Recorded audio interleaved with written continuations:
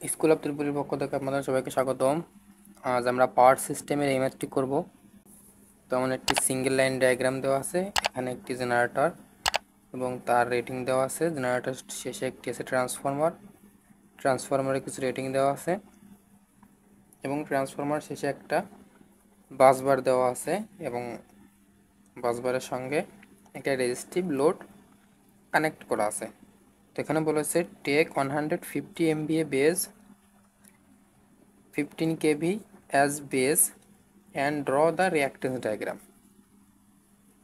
তার মানে আমাদের MVA বেস ধরতে বলা হয়েছে, MVA বেস ধরতে বলা হয়েছে 150 এবং KV বেস ধরতে বলা হয়েছে 15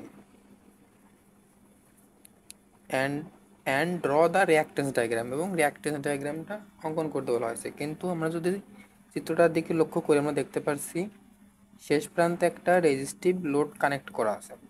তার মানে রেজিস্টিভ লোডের তো কোনো আর রিঅ্যাক্টেন্স ডায়াগ্রাম হয় না। তো জেনারেটর রেটিংয়ের দিকে যদি আমরা লক্ষ্য করি 15 kV এবং যে রিঅ্যাক্টেন্সের মানটা দেওয়া আছে পার্সেন্টেজে। তো পার্সেন্টেজে দেওয়া থাকলে যে ফর্মুলাটা জাস্ট আমি এখানে লিখে নিয়েছি। তখন আমরা যদি জেনারেটরের জন্য আমরা যদি দেখতে চাই XG per unit new equal x per unit old. তো জেনারেটর রিঅ্যাক্টেন্সের মান ছিল কত 20%। পার্সেন্টটাকে আমরা তুলে দিলেই 20 ডিভাইডেড বাই 100 এটা করলে আসবে 0.2। আমরা লিখতে পারি 0.2 into kV old by kV new. তো জেনারেটরের যে কেভিটা নিজস্ব যে ভোল্টেজ এটা 15 kV এবং আমরা বেস ধরছিলাম 15 kV। তার মানে কেভি ওল্ড এবং কেভি নিউ একই value 15 divided by 15 square into MVA new into MVA old. MVA নিউটা কি MVA base value, MVA base অথবা MVA নিউ, MVA নিউ একই কথা। MVA নিউ এর মান ছিল 150 এবং MVA ওল্ড জেনারেটরের যে নিজস্ব পাওয়ারটা ভোল্ট MVA তো এখানে ছিল 75। তো এটা সমাধান করে নেব। আমাদের ভ্যালু আসবে 0.4 পার ইউনিট। তো এটা আমাদের জেনারেটরের জন্য ছিল। এখন জেনারেটর পরে আছে ট্রান্সফরমার। তোমরা ট্রান্সফরমারের জন্য যদি দেখি টিতে জাস্ট ট্রান্সফরমার বোঝাচ্ছি, আমি সংক্ষেপে লিখে নিচ্ছি XT per unit new equal. তো এক্স ট্রান্সফরমারের যে রিঅ্যাক্টেন্সের মান দেওয়া ছিল 10%। তার মানে 10 ডিভাইডেড বাই 100 0.1। এখানে লিখতে পারি 0.1 ইন্টু তারপর ছিল kV old by kV new তার স্কোয়ার।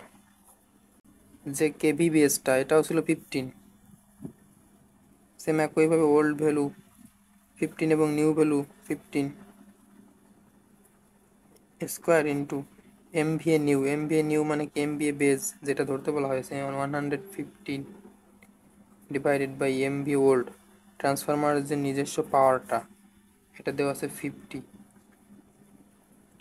তো এটা সমাধান করে নেব 2.3 পার ইউনিট। ট্রান্সফরমারের জন্য আমাদের শেষ। তো ট্রান্সফরমার পরে আছে কি এটা ট্রান্সমিশন লাইনের যে রিঅ্যাক্টেন্সটা দেওয়া আছে এক্স ইকুয়াল 100 ওহম।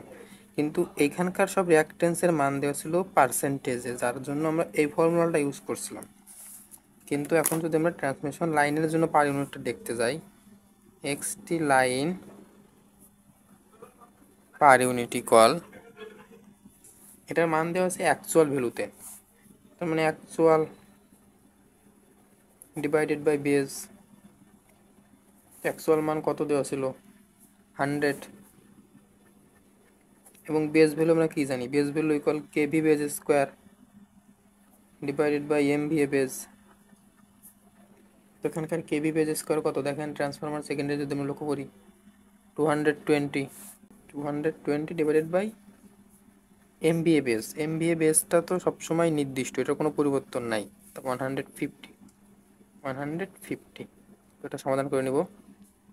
তো এখন আমাদের মান আসবে 0.309 পার ইউনিট।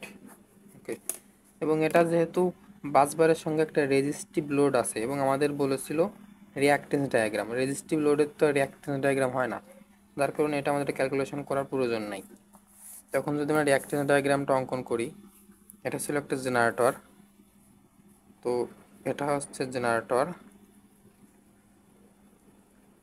এই যে জেনারেটর নিজস্ব একটা রিঅ্যাক্টেন্স আছে, এটা আছে জেনারেটরের রিঅ্যাক্টেন্স। জেনারেটর গেল, এখন আছে ট্রান্সফরমারের রিঅ্যাক্টেন্স, এটা ট্রান্সফরমারের রিঅ্যাক্টেন্স। ট্রান্সফরমারের শেষ প্রান্তে ছিল একটা ট্রান্সমিশন লাইন, তো ট্রান্সমিশন লাইনের রিঅ্যাক্টেন্স এটা। এখন জাস্ট এই দুটো প্রান্ত আমাদের যোগ করে দিলেই তোমাদের রেজাল্ট হয়ে যাচ্ছে রিঅ্যাক্টেন্স ডায়াগ্রাম। তোমরা জাস্ট ভ্যালুগুলো যদি আমরা ইনপুট করে নেই, এটা ছিল জেনারেটরের জন্য রিঅ্যাক্টেন্স, এটা জেনারেটর যে 0.4 পার ইউনিট। তারপর এটা ছিল হচ্ছে ট্রান্সফরমার এক্সটি, ট্রান্সফরমারের জন্য ছিল যে 0.3 পার ইউনিট। এবং ট্রান্সমিশন লাইনে যদি আমরা লক্ষ্য করি, এটা ছিল ট্রান্সমিশন লাইন এক্সটি, এটা ছিল যে 0.309 পার ইউনিট। তো এটি ছিল মোটামুটি আজকের সমাধান আমাদের। ভিডিওটি ভালো লাগলে একটি লাইক দিবেন এবং নতুন নতুন ভিডিও পেতে আমাদের চ্যানেলটি সাবস্ক্রাইব করে রাখবেন। ধন্যবাদ সবাইকে।